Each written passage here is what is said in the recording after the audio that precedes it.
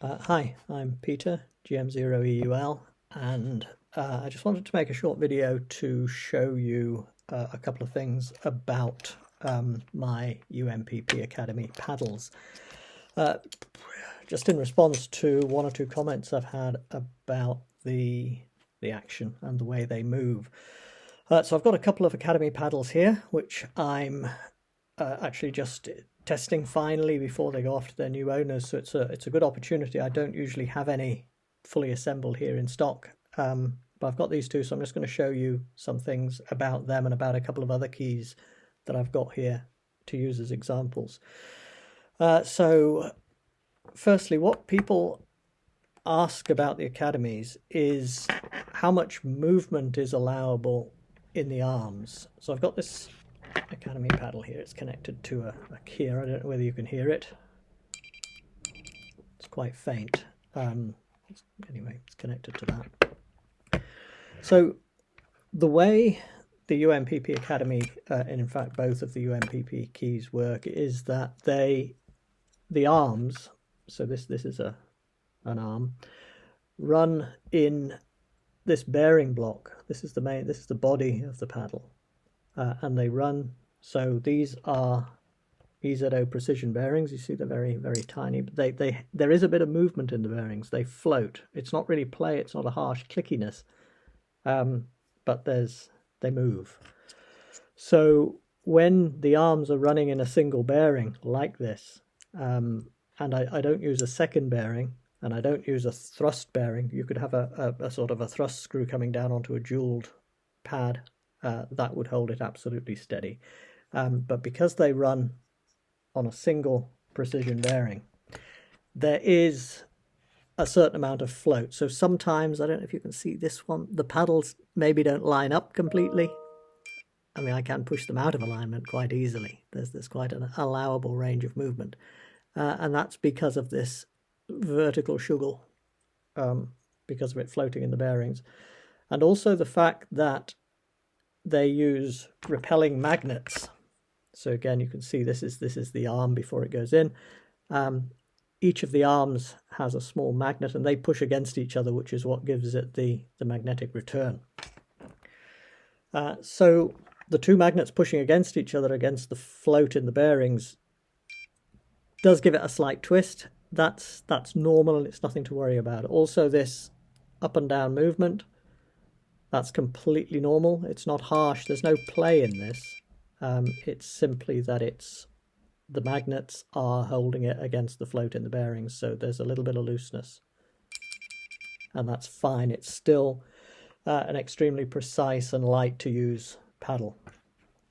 Just comparing it with a couple of others that I have here to hand. Now, let me start with this, because when I first made the Academy paddles, it was because Palm Radio ceased selling Palm Picos and Palm Minis, and the Palm Mini has for years, ever since its inception, really been the go-to paddle for Soto operators, and it's a much loved icon, really, and I adore them.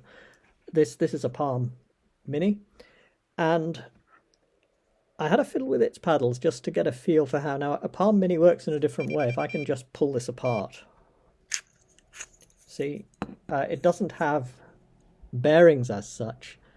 The finger pieces are attached to a thin piece of circuit board type material, and that is bolted to this block here at the back. So that is a sort of rigid torsion arrangement. But because of the inherent flexibility in the materials, these also have a fair amount of rotational twist, and if I can get this vertical movement and twist. And it's got a softer feel than an Academy. You sort of feel as if you're pushing against a torsion spring rather than this one, which has a more precise action because you're pivoting the arm in the bearing and it's pushing against a magnet. A lot of people slightly prefer these. I'm just delighted that it's in the same ballpark as the Icon. This has a more precise, a more clicky feel, if that's to your taste. So let me just compare both of those now with what I think is one of the coolest paddles ever made. Okay, this is a Bengali Traveller. So that opens out to protect it, and it sits there. Let me just twiddle this down so you can see it on the bench. Look at that, isn't that a thing of beauty? But well, so's that, of course, and this. I mean, all paddles are beautiful. So what you'll notice about the Traveller, and I've got here another Bengali, this one's an Expedition. This is a really heavy thing, completely solid. Is that on these there is no movement in the paddles. They are, apart from the side to side, which they're supposed to have, which is minimal. There is no vertical or torsional. This doesn't twist. It doesn't move up and down. It just moves precisely side to side. The reason for that is that they use more than one bearing to hold the arms. So this has precision bearings in the top here and also in the body underneath. Similarly with the Traveller, that has bearings under the pivots, and it also has these spring-loaded thrust devices which keep everything snug and in place. I could put something like that on the Academy and on the UMPP-1. It'd be perfectly feasible to put thrust devices into the top to take out this movement. But to be honest, I've never found it necessary. I can key this in excess of 30 words a minute quite comfortably. And although there appears to be movement, you're absolutely not aware of it in use. So, if yours is a little bit slack, don't worry about it. It's the way that it's not broken, and it will work perfectly well. The other thing that I want to show you just quickly, and I'll do a separate video on this, I think, is how to clean these, because on occasion they don't make good contact. Just take a thin strip of paper, and this is the same method as Bengali have on their YouTube videos. So take a thin piece of paper, push it up between the central contact and the pin, put a tiny bit of pressure on this paddle just to close the gap, so it's rubbing against the screw and the central contact, and pull that out. And just repeat that a few times, and that will remove any dirt, surface corrosion, specks of dust, and restore it so it works like new again. So as I said, these two are going to their new owners.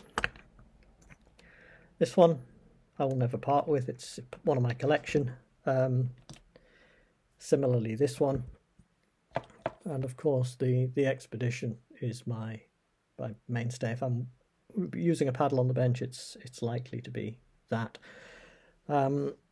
Except with it, my KX3 has an Academy permanently mounted to it, and I just use that as well. I'm pleasantly surprised at how similar in feel the little Academy paddles are to the Bengali.